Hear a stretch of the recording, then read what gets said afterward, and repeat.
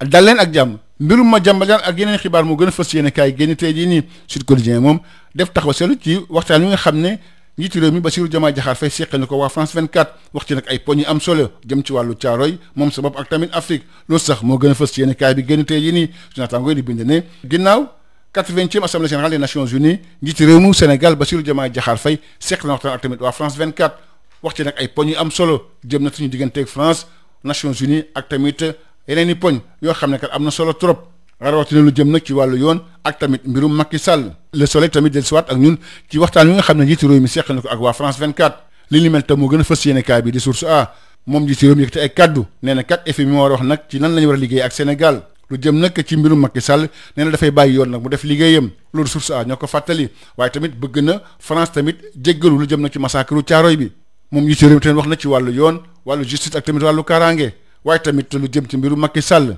loolu tam moo gën a fës ci yéenekaay bi nga xam ne moom loolu tam moo gën a fës ci yéenekaay bi di l'informer ci yéenekaay bi di Les Échos moom njiitu réew mi Bassirou Diomaye Diakhar Faye di wax ne kat dàqul ñu topp kii nga xam ne moom moo nekk Macky Sall mbirum Madiambal Diagne ba léegi mooy ay di njàmbat fii ci biir Sénégal moo tax sax ba ñu jëlee ñaari kilifa yi police fa ñu nekkoon Sud Quotidien di fësal ne mbirum Madiambal Diagne am na lu bees loo xam ne kat jot na cee am ginnaaw bi nga xam ne kat lañ ko waxoon nañ ko tere mu génn waaye tamit fu ñu ko gis ñu teg ko loxo waaye moom kat fexe na ba génn réew mi ci loo xam ne ba léegi leeragul loolu sax moo tax ñu ubbi ab enquête ngir rek xool yëf yi naka la demee waaye laata enquête bi génn nag waaye laata résultat enquête yi nag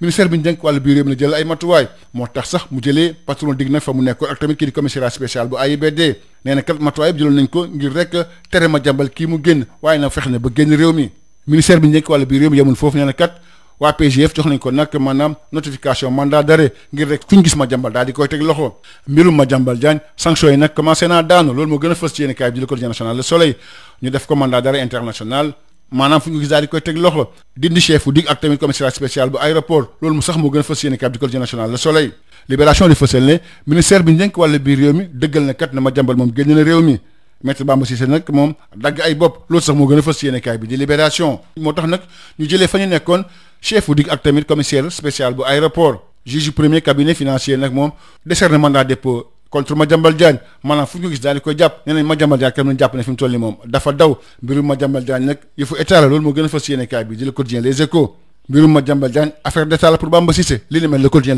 moo ko ci yokku Madiambal Diagne yóbbaale na chef dig ak tamit commissaire spécial bu aéroport loolu Vox Populi moo ko ci daal di yokku Madiambal Diagne daw na daañu nag commencé na li ni mel enquête moo ko ci daal di yokku yëf yi nag dafay gën di tar pour Madiambal Diagne L'Observateur di fësal ne ba ñu defee mandat d'arrêt nag ñu teg ko loxo ci la yëf yi gën a compliqué pour Madiambal Diagne ndaxte kat yëf yi jox nañ ko Interpol bi nga xam ne kat maakaana mu nga fële ca dig Madiambal Diagne moom ko fu ñu ko gis dañ ko daal di teg loxo waaye am na ci yenn dëkk yoo xam ne bu ci mel ni France ñoom nag dañuy appliquer seen propre droit jëm nag ndax dañ jàpp waa wala déet ki nga xam ne kat dañ koy seet ci wàllu tàggat yaram interclub match retour Jaraaf ak Génération Foot nag ñoom di ut exploit Sud Quotidien di fësal ne Jaraaf de Dakar moom suba lay football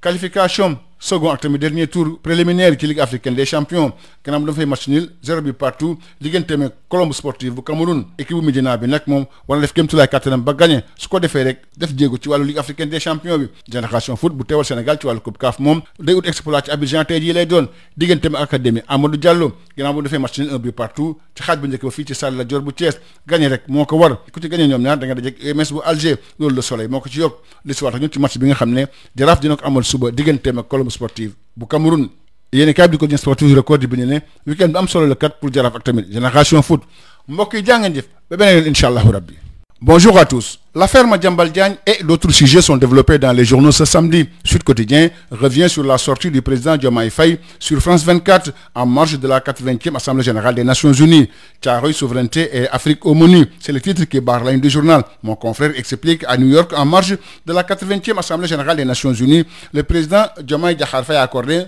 un entretien exclusif à France 24. Il y a abordé des thèmes majeurs. La mémoire et la réconciliation avec la France autour du massacre de Thiaroye, la nécessité de réforme inclusive des Nations Unies, la redéfinition des relations franco-sénégalaises dans un esprit de souveraineté apaisée, la transparence économique face à la dette cachée, ainsi que la primauté d'une justice équitable, garante de la stabilité interne. Gouvernance mondiale, relations France-Sénégal, éventuelle poursuite contre Macky Sall, le président Diomaye Diakhar Faye sans langue de bois, écrivent nos confrères du Quotidien national Le Soleil. Entretien accordé à France 24, Diomaye Diakhar Faye en toute franchise, c'est le titre qui barre la ligne du Quotidien Source A. C'est au FMI de décider sur quelle base de données il veut travailler avec le Sénégal, déclare le chef de l'État. Poursuite judiciaire ou non contre l'ancien chef d'État sénégalais, Diomaye Diakhar Faye laisse libre choix à la justice indépendante. Il exige des excuses de la part de la France au sujet du massacre de Thiaroye. Sécurité, justice, cas Macky Sall, France-Sénégal, ONU. Diomaye Diakhar Faye trace les lignes rouges et détermine les zones grises, selon nos confrères du quotidien L'Informé.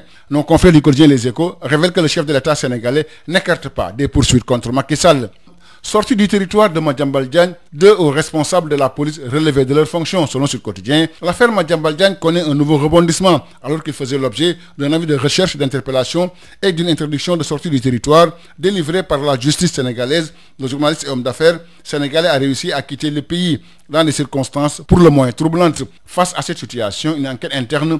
a été immédiatement ouverte pour déterminer les circonstances exactes de ce départ inattendu et identifier les responsables. En attendant les résultats de cette investigation, le ministre de l'Intérieur a pris des mesures conservatoires en relevant de leurs fonctions le responsable de la division des investigations criminelles et du commissariat spécial de l'AIBD. Des instructions de vigilance avaient pourtant été données à tous les échelons sécuritaires concernés depuis la mise en œuvre de la mesure d'opposition. Rappelle le ministre de l'Intérieur qui annonce avoir reçu la notification d'un mandat d'arrêt international délivré par le président du collège des juges d'instruction du pôle judiciaire financier à l'encontre de Madiambal Diagne, désormais considéré comme fugitif. Affaire Madiambal Diagne, les premières sanctions tombent, c'est le titre qui barre la ligne du quotidien national Le Soleil. Un mandat d'arrêt international émis contre le journaliste après qu'il a quitté le pays. Les chefs de la DIC et du commissariat spécial de l'AIBD relevés de leurs fonctions. Ajoute mon confrère, le ministre de l'Intérieur confirme la sortie du territoire de Madiambal Diagne. Maître Bamba Cissé sort le sabre. Selon Libération, une enquête ouverte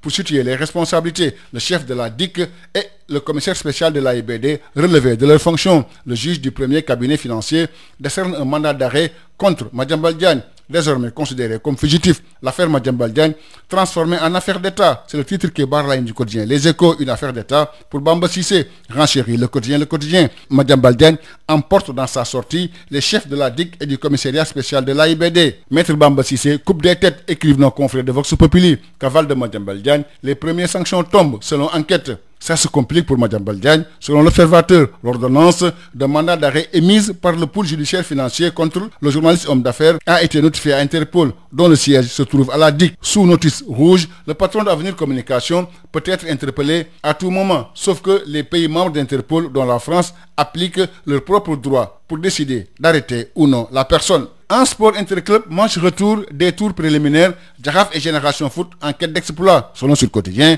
le Jaraaf de Dakar joue dimanche 28 septembre sa qualification au second et dernier tour des préliminaires de la Ligue africaine des champions. Après un match nul concédé lors de la manche aller, 0 but partout, les Verts blancs de la Médina devront hausser le jeu pour faire la différence à domicile. Génération Foot, représentante du Sénégal en Coupe CAF, sera en quête d'exploit ce samedi à Abidjan contre l'Académie Amadou Diallo. Après un match nul, 1 but partout à l'aller, le club qui sortira vainqueur de ce match affrontera au second et dernier tour l'UMS Alger, qui a été dispensé de phase préliminaire. Rappelle nos confrères du quotidien national Le Soleil, qui sont revenus sur le match du Jaraaf de Dakar demain au Stade Lat Dior de Thiès contre la Colombe sportive du Cameroun dans le cadre de la Ligue africaine des champions. Les Verts blancs en quête de troisième tour après le nul à l'aller, ajoute mon confrère. Week-end de vérité pour Jaraaf et Génération Foot, écrivent nos confrères du quotidien sportif. Merci, c'était tout. À vos journaux et bonne lecture à tous.